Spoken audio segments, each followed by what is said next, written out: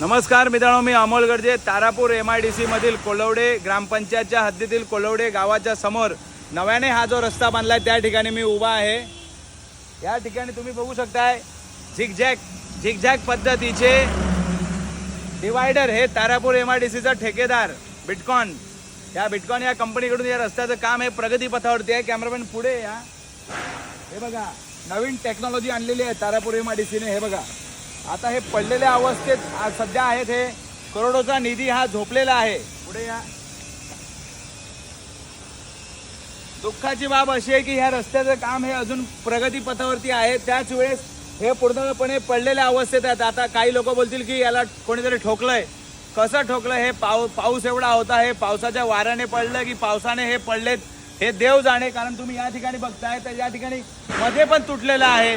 अरे, जो ठेकेदार ज्या ठेकेदाराने बोईसर चिल्ला रस्त्यावरती भ्रष्टाचार करून रस्त्याचं काम केलेलं, करोडोचा निधी हा पावसाच्या पाण्यात खड्ड्यात वाहून गेला होता बोईसर चिल्लारच्या एवढ्या वर्षापासून, त्याच भोंगळ ठेकेदाराला 150 ते 200 करोडचं काम काही मंत्र्यांना सांगून, काही MIDCच्या वरिष्ठ अधिकाऱ्यांना सांगून या ठिकाणी त्यांनी घेतलं होतं. आणि विशेष म्हणजे या ठिकाणी तुम्ही पूर्णपणे बघू शकताय, पूर्णपणे डिवायडर आहे. या डिवायडरमध्ये पूर्णपणे भ्रष्टाचार आहे.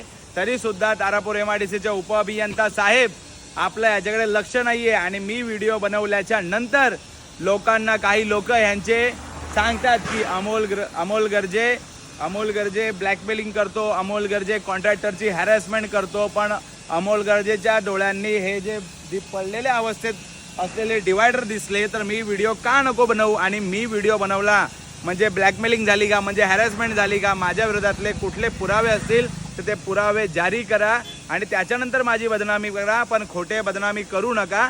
अशा अवस्थेत पडलेले डिवायडर तातडीने याची दुरुस्ती करावी. कारण करोडोचा निधी खर्च करून हे डिवायडर बनवण्यात आलेले आहेत. पण सध्या हे डिवायडर झोपून त्यांचे काम करत आहेत. ज्या डिवायडरचं काम होतं असं सरळ उभं राहणं, ते डिवायडर ह्या अवस्थेत पडलेले आहेत.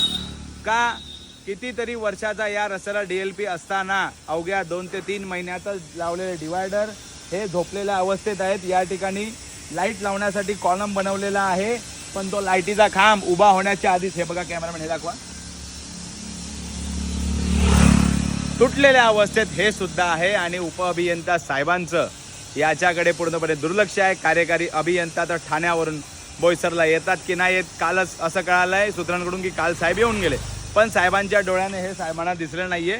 हे जनतेचं दुर्दैव आहे. हे कार्यकारी अभियंता शिंदे साहेबांचं दुर्दैव नसून हे जनतेचं आहे. जनतेच्या टॅक्सचा पैसा बिटकॉन कंपनीकडून सर्रासपणे ह्या तारापूर MIDC मध्ये उधळला जातोय, पण कोणीच याच्याकडे बोलायला तयार नाही. धन्यवाद.